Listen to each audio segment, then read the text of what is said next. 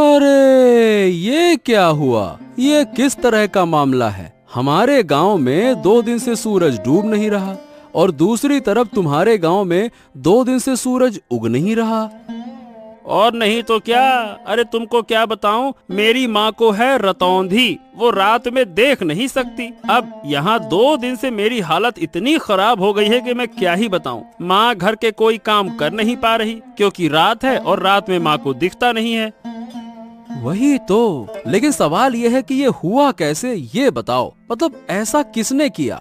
ऐसी घटना तो भैया मैंने पहले कभी ना देखी। कभी ऐसा होता हुआ सुना है क्या? बताओ। हमारे गांव में दिन और तुम्हारे गांव में रात हैं? वही तो, मुझे तो लगता है कि मैं तुम्हारे गांव आ जाऊं। 2 दिन से सूरज की किरण नहीं देख पाया। ऐसा लगता है कि अंधेरे का साम्राज्य आ गया है।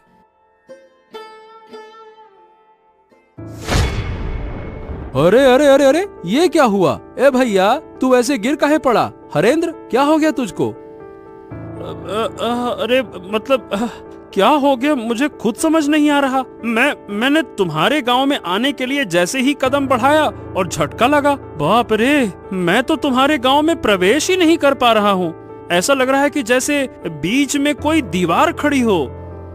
क्या बात कर रहा है? तो क्या हम एक गांव के लोग दूसरे गांव में नहीं जा सकते क्या? वही तो भैया, लग तो ऐसा ही रहा है। लगता है कि इन दोनों गांव के बीच में कोई अदृश्य कांच की दीवार खड़ी हो गई है। अरे अब क्या करूं, मुझे तो समझ नहीं आ रहा। चल फिलहाल के लिए तू घर जा, अब देखते हैं क्या किया जा सकता है। कोई उपाय मिल जाए तो मुझे भी बता देना। दोनों गांव में अचानक अजीब घटना हुई। एक गांव में लगातार 2 दिन तक दिन और दूसरे गांव में लगातार 2 दिन तक रात। ऐसी समस्या पहले कभी नहीं देखी गई थी। ओ माँ माँ, अब अच्छा नहीं लग रहा। रात क्यों नहीं हो रही है? इतना लंबा दिन मैंने कभी नहीं देखा। मैं सो भी नहीं पा रहा हूँ, मुझे नींद भी नहीं आ रही। सो नहीं पा रहे हो? क्या हुआ? जाकर सो जाओ। सोने में क्या परेशानी है? मैं क्या सो नहीं रही? वाह, रात के बिना सोने का क्या मजा होता है। रात के बिना सोने से लगता है कि जैसे दिन में सो रहा हूँ। इतना उजाला सहन नहीं हो रहा। ऐसा क्यों हो रहा है माँ? क्यों क्यों माँ? क्या पता किसकी नजर पड़ गई हमारे गांव पर। शायद कोई शाप लग गया है।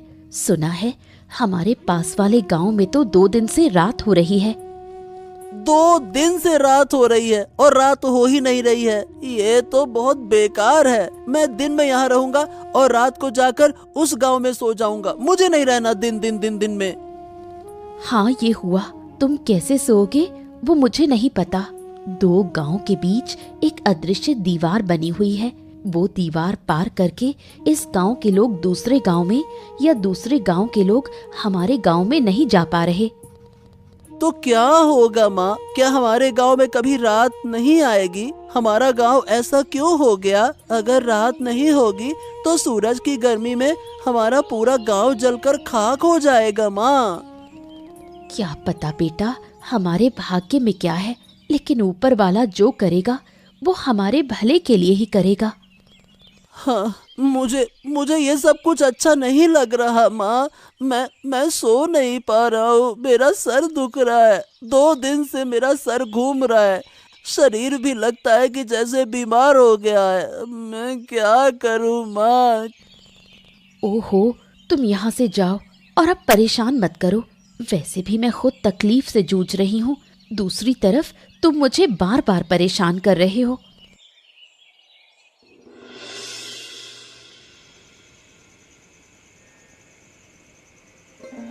रात के गांव में हरेंद्र की माँ शांता बूढ़ी रहती है, जिसे रात को दिखाई नहीं देता।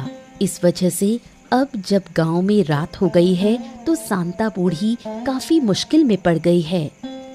हरेंद्र, ओ हरेंद्र, कहाँ गए तुम? यहाँ आओ, मुझे बाहर ले जाओ। मुझे कुछ भी नजर नहीं आ रहा।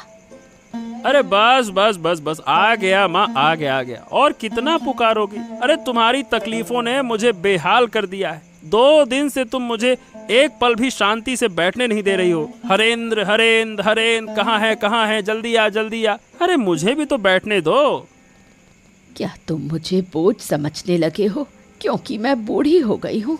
जब मैं स्वस्थ थी तब तुमने मुझे पाल पोस कर बड़ा किया, अब तुम मुझे बोझ समझने लगे।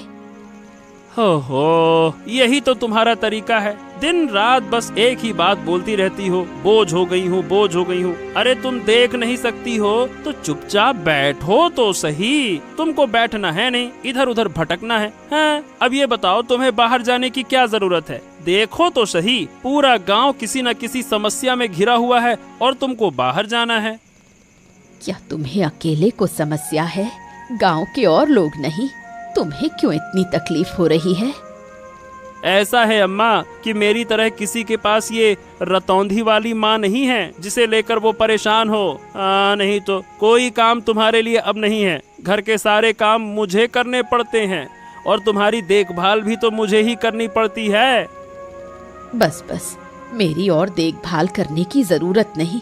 जिस दिन मर जाऊंगी उस दिन तुम समझ पाओगे। तुम लोग बड़े होकर शायद बूढ़ी माँ को ऐसी हालत में छोड़ देते हो।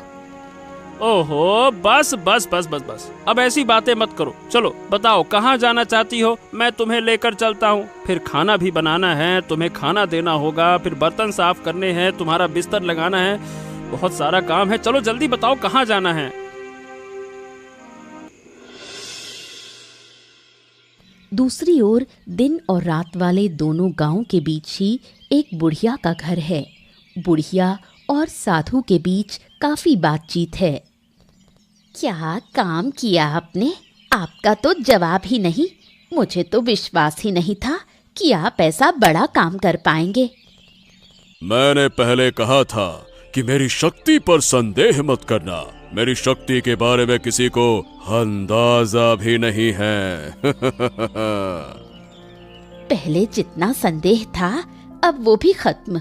एक गांव में लगातार दिन और दूसरे गांव में लगातार रात कर देना, बड़े बड़े साधु भी ऐसा नहीं कर पाते। तो बताइए, क्या आप खुश हैं? अगर खुश हैं तो अब मेरी फीस मुझे दे दीजिए। मैंने यूं ही रिस्क लेकर ये बड़ा काम नहीं किया।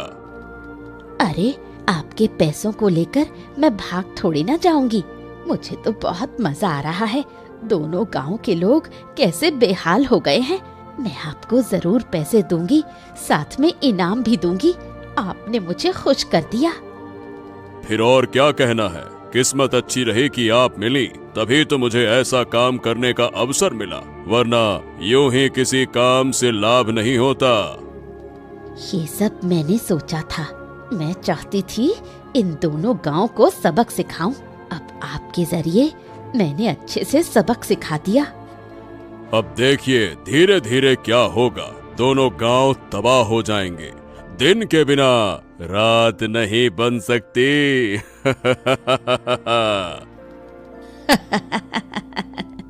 मैं भी यही चाहती थी।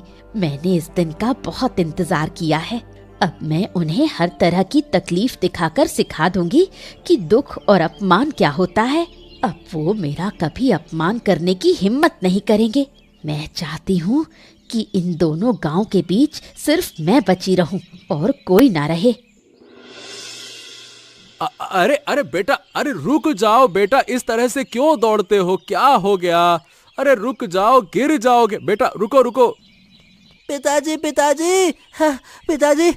मुझे एक बड़ी बात पता चल गई है। मैंने दिन और रात की असली वजह जान ली है। पिताजी, अब आप कुछ उपाय निकालो, वरना दोनों गांव वाले मर सकते हैं।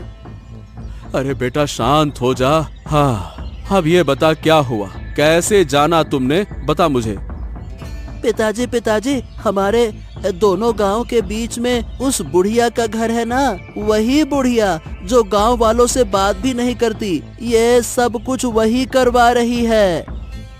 क्या? ये क्या कह रहे हो तुम? क्या सच में ऐसा है? पर ये बताओ, तुम्हें कैसे पता चला कि वो करवा रही है? मैं सच कह रहा हूँ पिताजी। मैं थोड़ा क्या है कि बाहर गया था तो बुढ़िया के घर से ना हंसी ठहाके की आवाजें आ रही थी। मैं चुपके से गया, मैंने सब कुछ सुना और देखा कि बुढ़िया ना एक साधु के साथ में योजना बना रही थी। पिताजी, जो करना है अब जल्दी कीजिए। मुझे लगता है कि वो साधु ना बड़ा शक्तिशाली है। ओ, अब जब सब कुछ खुल ही गया है तो उस बुढ़िया को छोड़ना नहीं चाहिए। वो जिद करके हमारे विनाश की कोशिश कर रही है ना। वही तो, पर ये समझ में नहीं आ रहा पिताजी कि वो ऐसा कर क्यों रही है। मतलब वो हमसे गुस्सा है क्या? और गांव वाले उससे बात क्यों नहीं करते? हाँ, ये सब बातें जानने के लिए अभी तुम बहुत छोटे हो बेटा। चलो मैं जाता हूँ, हरेंद्र से बात करूंगा, फिर हम दोनों मिलकर बुढ़िया के घर जाएंगे और समझाएंगे। नहीं तो इसके अलावा तो कोई और उपाय नहीं दिखता। वही तो पिताजी, जल्दी कीजिए। मुझे उस साधु पर भरोसा नहीं है। बहुत ही बेकार हंसी हंसता है वो पैसे लेकर चला गया और यकीन है कि वो वापस आएगा।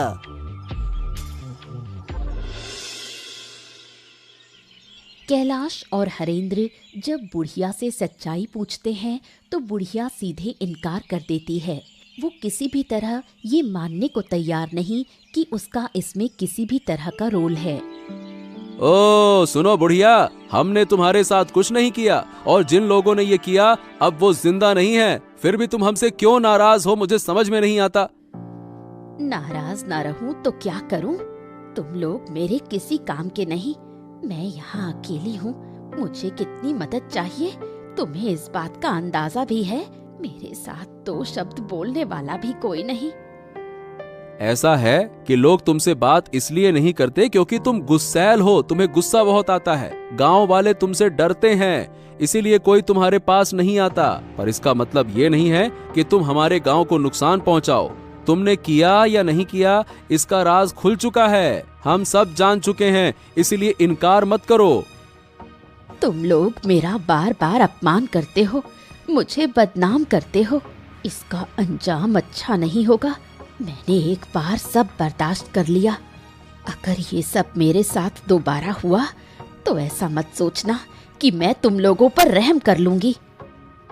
अरे बुढ़िया, तुम बेकार में गुस्सा कर रही हो। हम तर्क करने नहीं आए हैं, हम शांति पूर्वक प्रेम पूर्वक बातें करने आए हैं। देखो, एक बार गांव की हालत तो देखो। एक गांव में सूरज उग नहीं रहा और दूसरे गांव में सूरज डूब नहीं रहा। ऐसे हालात पहले कभी किसी ने देखे हैं क्या? बताओ। अचरज की बात क्या है? तुम बार बार वही बातें क्यों कर रहे हो? क्या हुआ नहीं हुआ मैं वो देख ही रही हूँ। मैं इससे जुड़ी हुई हूँ। तुम लोग यहाँ से चले जाओ, मुझे अकेला छोड़ दो। तुम अकेली क्यों रहोगी? अरे भाई, लोगों का डरना इसलिए है तुमसे क्योंकि वो तुम्हें जानते नहीं हैं। पर इसका मतलब ये तो नहीं ना कि हम तुम्हारे शत्रु हो गए, हम तुमसे अलग हो गए। मैं अब और कुछ नहीं सुनना चाहती।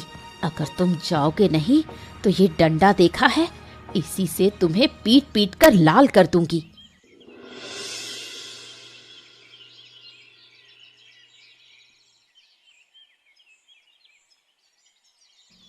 क्या तुम सच में उस बूढ़ी के पास गए थे? रिशान ने मुझे बताया। कुछ फायदा हुआ क्या? हाँ, जितना समझ में आया उससे ये पता चला कि आराध्या, वो जो बुढ़िया है ना, वो दोनों गांव पर बहुत गुस्सा है। इसीलिए बूढ़ी ने किसी साधु की मदद से हमारे इन दोनों गांव के साथ में ऐसा किया। तो क्या इन दोनों गांव को फिर पहले जैसा करना संभव नहीं?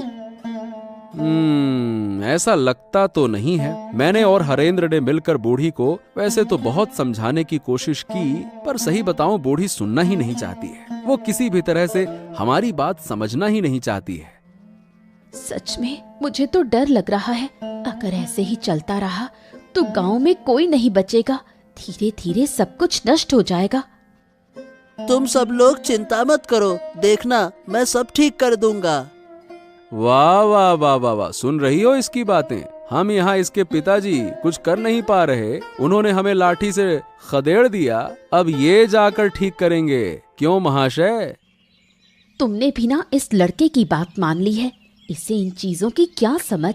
उसने जो कहा वही बहुत है।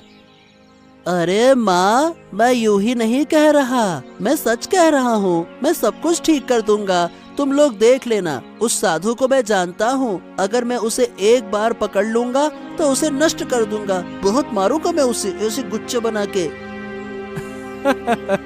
अच्छा अच्छा अच्छा अच्छा, समझ गया। लेकिन हाँ, फिर कोई शरारत करने से पहले जरा सोच समझ कर। वैसे भी हमारी मुश्किलों का अंत नहीं है। अब आगे क्या होगा समझ नहीं आता। कहीं तुम्हारी हरकतों से वो बुढ़िया और गुस्सा ना हो जाए। नहीं पिताजी, मैं शरारत परारत नहीं करता। अब मैं बड़ा हो गया हूँ। पर हाँ, आप चिंता मत कीजिए, अब आगे जो होगा अच्छा ही होगा, देख लेना।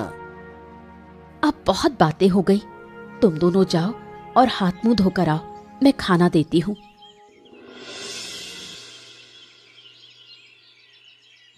अरे साधु बाबा, आइए आइए बैठिए। मैं तो आपका ही इंतजार कर रही थी। कितनी बातें हुई, आपको तो कुछ पता ही नहीं।